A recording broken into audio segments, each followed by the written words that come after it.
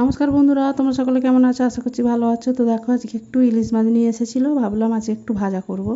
তো ইলিশ মাছগুলো আমি এইভাবে তেল গরম করে ধুয়ে পরিষ্কার করে নিয়েছিলাম, নুন হলুদ দিয়ে। তেল গরম করে কিন্তু আমি কড়াইয়ে সব মাছগুলো দিয়ে দিলাম। তো ভালো করে উল্টে পাল্টে নিয়ে আমি মাছগুলো ভেজে নেবো।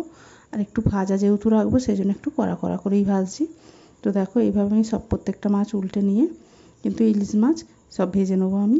আর ইলিশ মাছগুলো কিন্তু দেখো কড়াইয়ে আটকে গেলেও কিন্তু একটাও ভাঙেনি। তো দেখো, হয়েই গেছে প্রায় আমার ভাজা। এবার আমি নামিয়ে নেবো এক এক করে। তো দেখো, নামিয়ে নিচ্ছি। পাশেই কিন্তু আমি একটা থালা রেখে দিয়েছি। তো তারপর দেখো, সব মাছগুলো আমি তুলে নিলাম। তো প্রায় হয়ে গেছে আমার ইলিশ মাছ ভাজা। আর এদিকে দেখো, দুপুরে কিন্তু আজকে ভাজা মাছ দিয়ে খাওয়ার জন্য দেখো 2 পিস আমি মাছ নিয়ে নিয়েছি। আর ওই যে ইলিশ মাছের তেল, ওটা দিয়েই তো আজকে সারা ভাতটাই খাবো। তো এক থালা ভাত উঠেই যাবে। তো দেখো, বেশ কিছুটা আমি তেল নিয়ে নিলাম। আর ইলিশ মাছটা একটু ভেঙে দেখিয়ে দিই।